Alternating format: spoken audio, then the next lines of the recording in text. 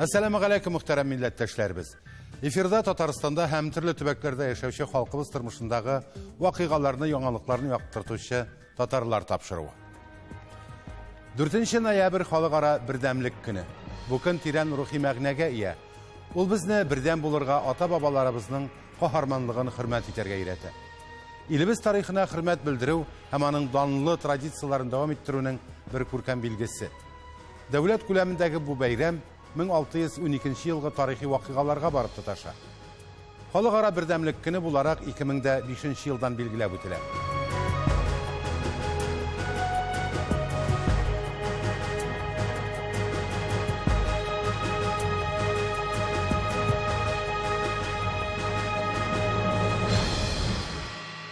Birge bolayık, birden bolayık. Bugün bizning programmada Чувашстанның Тукай һәм Урмай авыллары ничек яши? Авыл җирлегендә безнең 5250 кеше яши. 1000 ярым хуҗалык. Авыл халкы үз эше белән эшли, эшмәкәрлек белән эшли.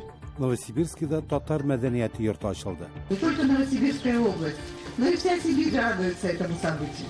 Кемеровадагы татарлар тормышы. Хәзер бүгенге көндә менә пенсияга чыгаларда күбесе кемнең якын туганлары бар, җыйналарда гаиләләре белән Татарстанга кайтып китәләр. Алар милли тамырларын онытмый. Казакстанда яшәүче Сибгатуллиннар гаиләсе. Исәнмесез, рәхим итегез. Татарстан Республикасы премьер-министры урынбасары, Бөтен Татар конгрессының милли шура рәисе Васил Шайхразиев эшлекле сәфәр белән Чувашия Республикасында булды. Ул Комсомол районындагы Тукай авылында туган телләрне һәм халык бердәмлеген саклау темасына багышланган түгәрәк өстәлешендә катнашты. Әлеге вакыйга үзәгендә безнең төшерү төркеме дә эшләде.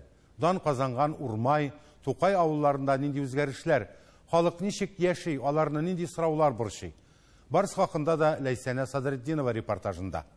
Чувашстан Республикасының Урмай авылында 3 мәчет, менә әлеге мәчет 1988 елны салынган булган. 2013 елны аны яңартырга булганнар. Хәзер безнең алда инде 500дән артык кешене сыйдырырлык шундый зур, матур мәчет һәм аның ачылышы 2022 елда булачак. Стройканың халына күрә, усын уже біз карый алабыз, кайсы вакытларга инде төгәлик кирәк. 2 майда гайет бәреме, аннары инде җиңү бәреме, аннары инде Казанда җыелып дини хәлләр форум була. 21 майда 1100 еллыкка зурлап инде Булгарга барабыз. Аннары киреп китәбез инде үзебезнең мотор вакытка, Сабантуй вакытларына.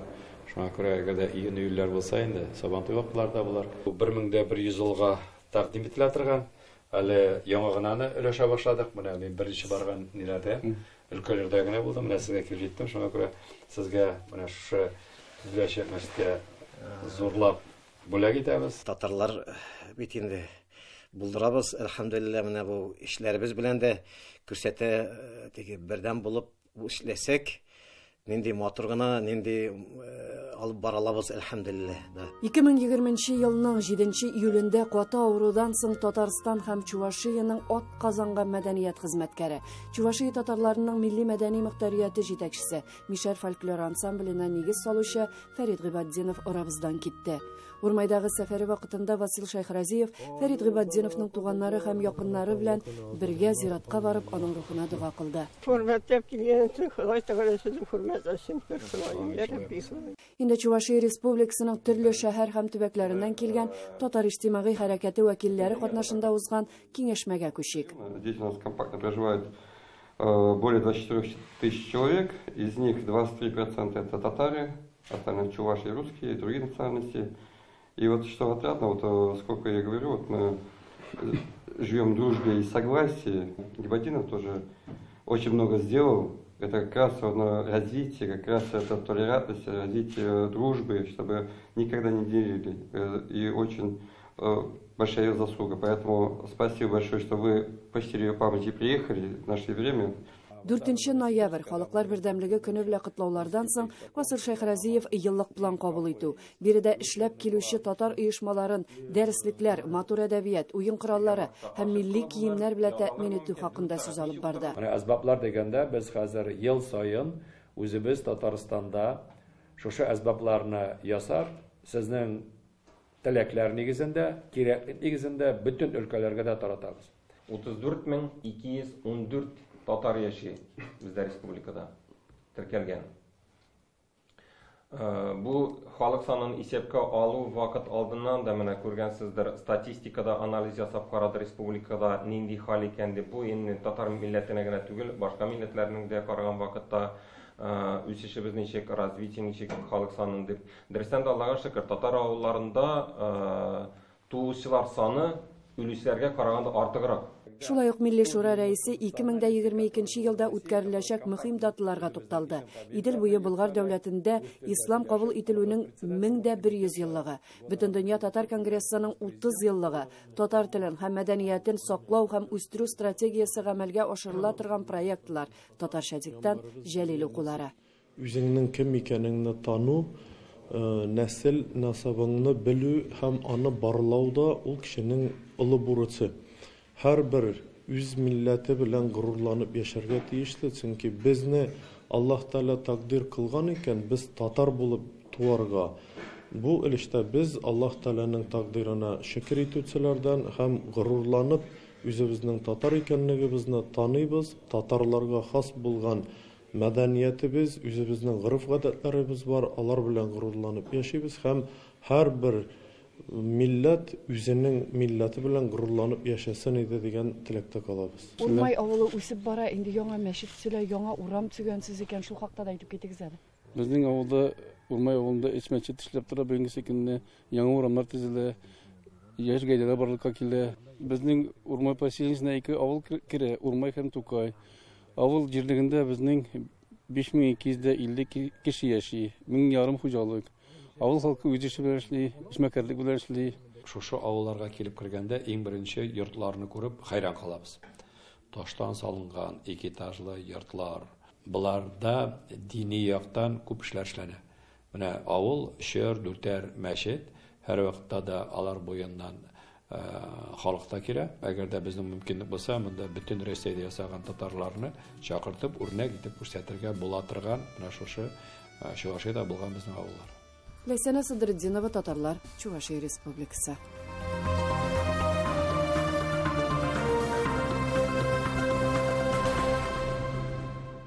Халыклар бердәмлеге көне алдыннан Новосибирскида татар мәдәнияте йорты ачылды. Яңа үзәкнең барлыкка килүе Новосибирск өлкәсе һәм Татарстан Республикасы арасында хезмәттәшлек турында килешү кысаларында мөмкин булды. Бөтен Россия масштабындагы вакыйгада Татарстан Республикасы премьер-министры урынбасары, Бөтендөнья татар конгрессы Милли шура рәисе Васил Шайхразиев җитәкләгән делегация, өлкә хакимияте әгъзалары, җәмәгатьчелек вәкилләре дә катнашты. Себер мәркәзенең татар йорты туе ничек үтте? Җирле хезмәттәшләребез репортажында. Атна дәвамында бирде мастер-класслар, музыкаль кичәләр, хәтта аяк белән ясалган рәсемнәр күргәзмәсе дә тәкъдим ителде. Әмма иң мөһим вакыйгалар йомгаклау көненә туры килде. Татар мәдәният йорты ачылуының кульминациясе Евразия концерт залында чараның финал аккордлары яңгырады. Из Татарстана государственный ансамбль песни и танца Агидель Актунышского района Республики Татарстан. Вот. Большая часть, получается, концертной программы будет из их номеров. Әйе, бу йорт туенда иң көткән кунаклар Татарстаннан килгән зур делегация. Аның җитәкчесе Васил Шайхразиев Новосибирскка эш сәфәрен өлкә администрациясендә башлады. Рәсми очрашудан соң татар йорты ишек алдында күмәкләшеп агач һәм куаклар утырту, халыкара һәм милли тамырларны ныгыту традициясе. Милли мәдәният музеенда җыелган кадерле сирәк экспонатлар беркемне дә битараф калдыра алмый.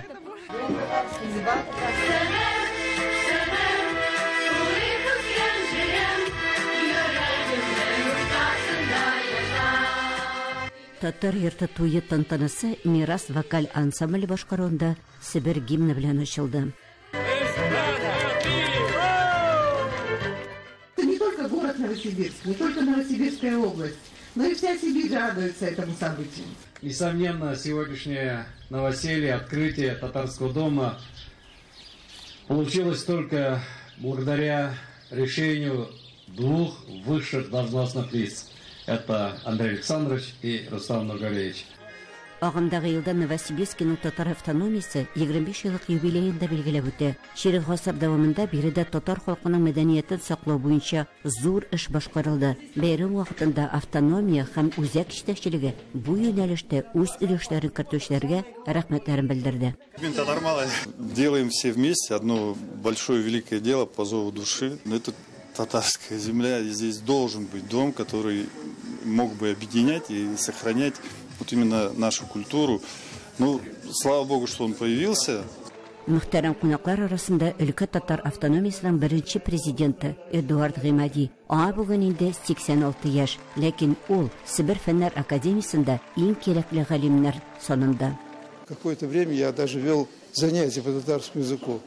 Брал, значит, учебники, и мы вот изучали. А татарский язык очень интересный. Вот там его такое свойство агглютативности. Все строится как бы из кубиков. Очень хорошее у него строение языка. То, что мы здесь имеем, это просто фантастика по сравнению с тем, что мы имели в начале 90-х годов. Бүгенге уңышның зур өлеше иң беренче чиратта әмирнең казанышы ди Эдуард Хайретдин улы. Это не только для татар, а для всех национальностей. Это дом красоты, счастья, здоровья и дружбы. Без бергә дип аталган юбилей концерты барышында Васил Шайхразиев татар мәдәниятен үстерүгә өлеш кертүчеләрне котлаудан тыш тамашачылар арасында яңа талантлар да ачты.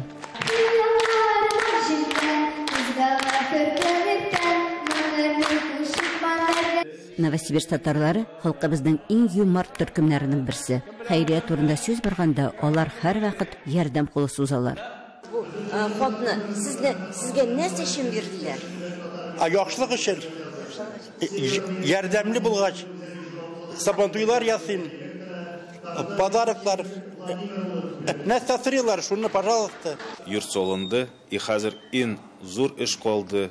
Ул йортларны тергезергә, ул йортларда кешеләрне чакырырга, ул йортларда кешеләрне өйрәтергә, балаларга дәрес бирергә, аңлатырга, үзенең нәселен, үзенең телен барчасын да өйрәтергә, чакырырга. Бу авыррак эш, чем ошырга, салырга.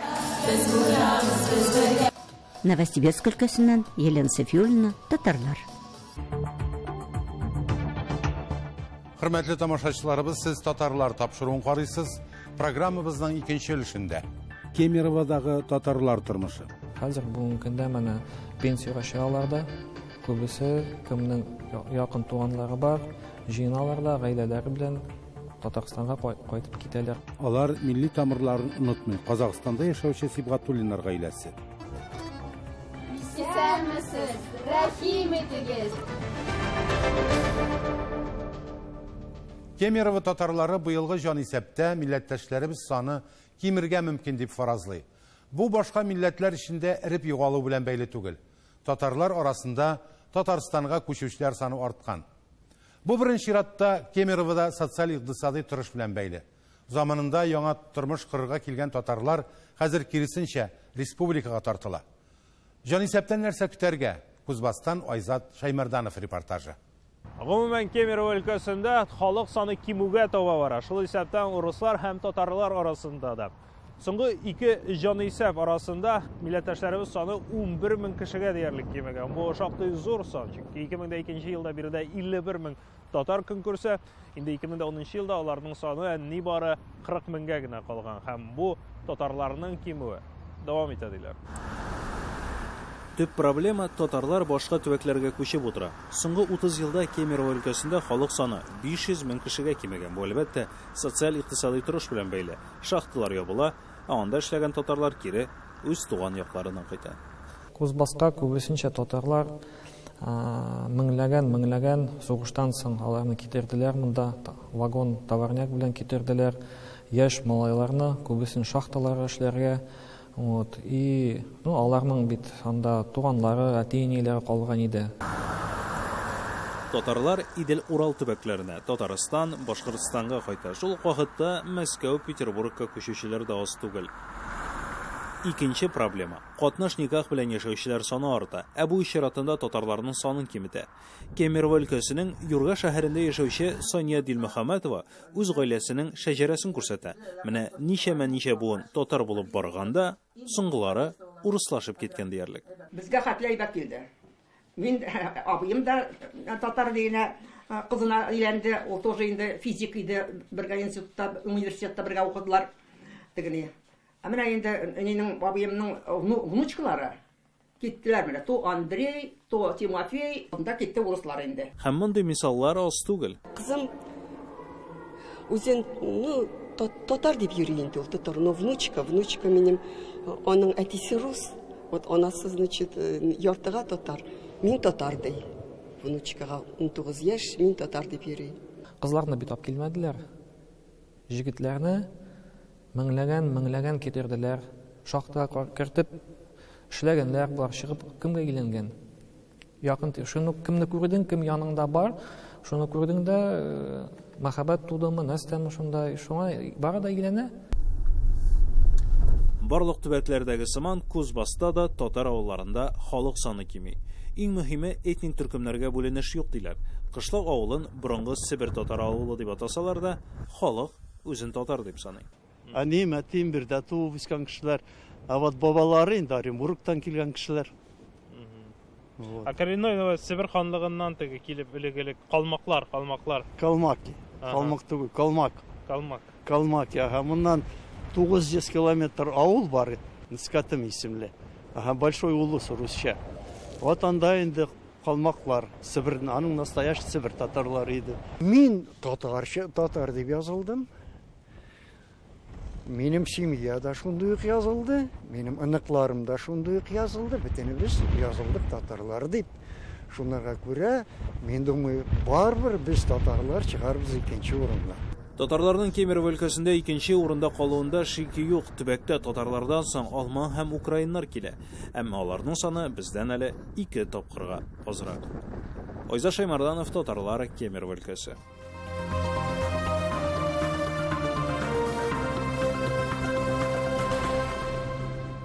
Һәр милләтнең төп байлыгы нәрсә? Дөрес аның кешеләре халкының мәдәниятен, гореф-гадәтләрен хөрмәтләп яшь буынга тапшыручы гаиләләре. Бүген сүз Казакстан Республикасында яшәүче Сибгатуллиннар гаиләсе турында барачак. Ватаннан ирак яшәсәләр дә тамырлары турында онытмыйлар. Күп балалы Сибгатуллиннар гаиләсендә кунакта Әдилә Төхбәтова булып кайтты. Исәнмесез, рәхим итегез. Кояшлы Шымкент шәһәрендә яшәүче Сибгатуллиннар гаиләсе чын татар җанлы кешеләр. Һәр кунакны моны шулай матур итеп капка алдында татар милли ризыклары белән каршы алалар. Инде мин үзем Арча районыннан булгач, Казаннан ерак түгел, Гүбәдәяне бездә ничек эшлиләр, ничек тараталар, шулай эшләргә булдым. Бездә һәр вакытта да Гүбәдәяне мәҗлес булсынмы, Коръән укыту булсынмы, һәр вакытта да кисәкләп чыгаралар кунакларга. Гөлшат апа ире Илдар абый белән бергә барлыгы 47 ел гомер итәләр. Аларның өендә һәр вакыт балалар тавышы яңгырап тора. Бөтен бәйрәмнәрне дә бергәләп кенә җыелышып үткәрәләр. Менә безнең семья зур, без 9 кеше. Әле менә тараздан кодагыем да килде. Худайга шөкер. Менә без шулай итеп бөтен мәҗлесләрне, бөтен туган көннәрне, бөтен бәйрәмнәрне менә шулай итеп өстәл тутырып, үзебезнең татар ашларын әзерләп, менә шулай итеп җыйналып утырабыз. Табынга барлык ризыкларны да бу гаиләдә бергәләп кенә әзерлиләр. Гөлшат апа килене белән үсеп килүче кызларны кунакчылыкка өйрәтергә тырышалар. Без Казакстанда торабыз, шулай бит. Инде татар ашы гына булмасын дип, менә бүген 5 бармак әзерләргә булдык. Инде күршеләрбез казаклар, алар гөлдә 5 бармак ясап кунакка чакыралар. Инде сез Нурсалтыннан килгән булганга, шуңа күрә без 5 бармак ясарга булдык. 5 бармак әзерләнгән вакытында без гаиләнең иң зур горурлыгы аларның кызлары белән аралашырга булдык. Туган телләрен, татар мәдәниятен онытмасыннар өчен дип, Гөлшат апа оныкларын балачактан ук татар якшәмбе мәктәбенә йөритә. Туган тел, матур тел, әкәмән кәмнең теле. Иң олы оныкчыгы Гүзәл мәктәпкә 5 яшьтән үк йөри. Һәр якшәмбе көне без татар мәктәпкә йөрибез. Шунда безнең әби безгә татар телене өйрәтә. Шунда без татар җырларны җырлыйбыз һәм татар биюләрне биюбез. Без үзебезнең туган телне бик яратабыз. Менә биш бармак та әзер, ул барысын да кабат бер өстәл алдында җыйды. Казакстанда бернинди генә бәйрәм табыны традицион казак ашларынан башка узмый. Сибгатуллиннар гаиләсе казак халкының гореф-гадәтләрен ярата һәм хөрмәт итә, әмма үз тамырлары турында да онытмыйлар. Мин Татарстанның Арча районы Гөберчәк дигән авылда туганмын. 1946 елның 3 ноябрендә. Әтием за ферма булып эшләде, инде колхозчылар. Әнием 10 бала үстерде, мин 5нче бала булып туганмын. Шунда 8нче классны бетергәннән кейін мин Арча педагогик училищесына кіріп, аны бетердем. Аннан инде Татурмат мәктәбендә эшләдем Биектау районында, аннан Мүлмәдә Биектау районында эшләдем. 76нчы елда мин менә шу Казан егете Илдар Сибгатуллинга тормышка чыктым. 74нче елда чыкканмын икән. Аннары апасы чакыруы буенча Шымкентка яшәргә киләләр. Биредә Гөлшат апа шина заводында эшләргә урнаша, техник документлар белән шөгыльләнә. Аннан инде мине шушы стандарт симин яңа сухой способ белән симин чыгара башладылар. Мине шушы стандарт симинтка чакырып алдылар. Килгән инженерларның барсын өйрәтеп ятам. Инде миңа 75 яшь булды, Ходайга шөкер, әле эшләп йөрим. 90нчы еллардан бирле татар-башкорт үзәгендә актив эш алып бара. Шулай ук бүгенге көнгә дә Якшәмбе мәктәбендә татар теле укыта. Гөлшат апа чын татар кызы булгач, үз милләте белән бик горурлана. Татар булып туганыма мин бик горурланам. Аның өчен беләсезме? Татарның бит аның теле дә яхшы. Шишмә шылтырап аккан кебек аның бит теле дә. Аннан соң татарда гына бар бит моң. Менә шулай бәхетле һәм дус яши безнең милләттәшләребез Казакстанда. Киләчәктә дә аларга бердәм һәм тату гаилә булып калуларын телибез.